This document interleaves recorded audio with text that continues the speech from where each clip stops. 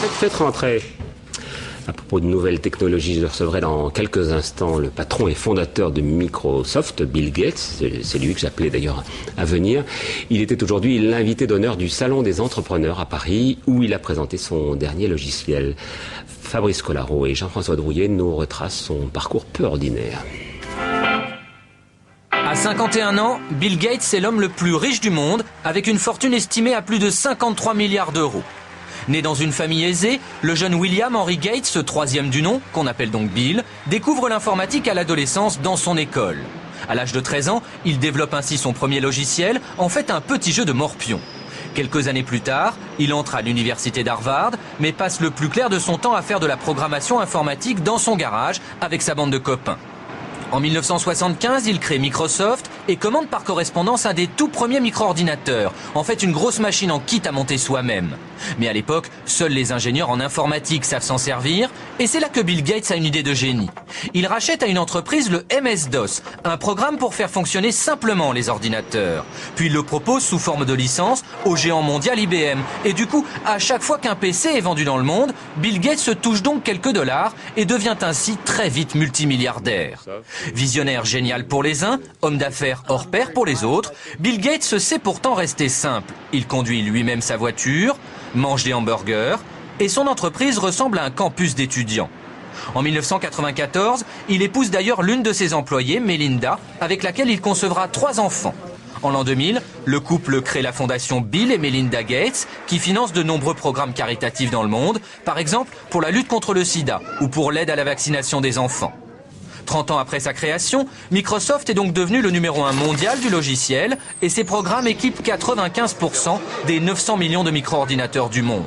Son nouveau produit, Vista, a été lancé cette semaine, une nouvelle version de Windows plus conviviale et qui permet de regarder des programmes de télévision dans l'ordinateur, de quoi, selon Bill Gates, entrer de plein pied dans l'ère du numérique.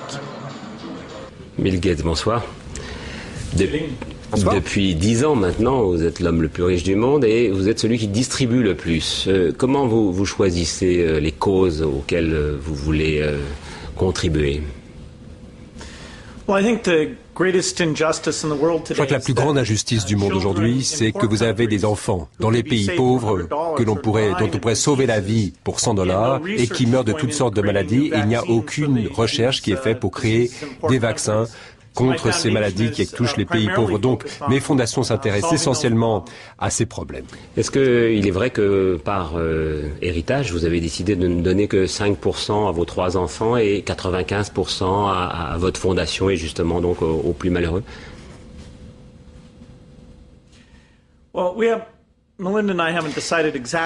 Melinda et moi-même n'avons pas exactement décidé de ce que nous allons laisser aux enfants.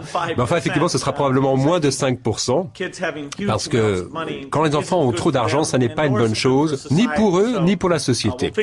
Donc, on trouvera les chiffres exacts plus tard. Alors toujours dans les légendes autour de Bill Gates, est-il vrai que vous isolez une semaine, deux fois même je crois, par an, pour tout seul, sans femme, sans enfant, avec toutes les propositions qui vous sont revenues de partout, y compris de l'opinion publique, de vos collaborateurs, et que pendant une semaine vous réfléchissez et qu'au retour vous dites bah oui, ça je valide ou je suis pas. C'est vrai. Je passe ma semaine de retraite à lire des suggestions venant d'ingénieurs et autres pour rester un peu au courant. En consacrant une semaine entière de réflexion, j'ai une meilleure idée de ce qui se passe et je trouve des directions. Alors, on dit de vous que vous êtes plus businessman que visionnaire. Enfin, en tout cas, vous êtes rarement trompé dans les grands choix. Qu'est-ce que vous voyez de ce qui va se passer demain avec l'ordinateur? Est-ce que l'ordinateur va contrôler complètement le monde? Est-ce que l'ordinateur et la télévision ne feront qu'un seul? Et est-ce que vous, donc, qui contrôlez quand même 95% des ordinateurs dans le monde, est-ce que vous n'allez pas devenir le Big Brother de ce monde-là? Il faut dire que les ordinateurs sont devenus l'outil qui rend les gens beaucoup plus autonomes. C'est-à-dire qu'au lieu d'avoir des journaux qui publient l'information, vous pouvez vous brancher sur Internet et tout le monde peut publier ses idées directement. C'est-à-dire que c'est une source de créativité, c'est une meilleure façon d'apprendre.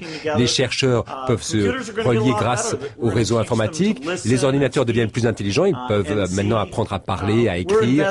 Et grâce à notre travail de recherche, nous investissons dans des capacités très avancées qui rendront les outils informatiques de plus en plus puissants pour favoriser la créativité. Et vous n'avez pas répondu à la deuxième partie de ma question. Est-ce que vous n'allez pas finalement contrôler, vous Bill Gates, le monde, là, puisque finalement vous êtes à la tête de ces 95% pratiquement d'ordinateurs dans le monde? Non, c'est-à-dire que c'est l'utilisateur qui contrôle son ordinateur, c'est la feuille blanche, c'est-à-dire que les idées, les pensées des utilisateurs sont exprimées grâce à l'ordinateur. Mais enfin, les pays qui ont essayé de limiter l'information se rendent compte qu'avec les PC, on ne peut plus contrôler le monde, justement. Bien, je vous remercie beaucoup, Bill Gates, d'être venu ce soir dans notre journal. Voilà, c'est la fin de ce journal qui sortait un peu de l'ordinaire. Dans un instant, la météo d'Evelyne Delia, suivie de Navarro avec Roger Hanin. Demain, pour l'information, Jacques Legros à 13h, Claire Chazal à 20h. Bonne soirée à tous et à lundi. L'info continue sur tf1.fr et par téléphone au 32 80.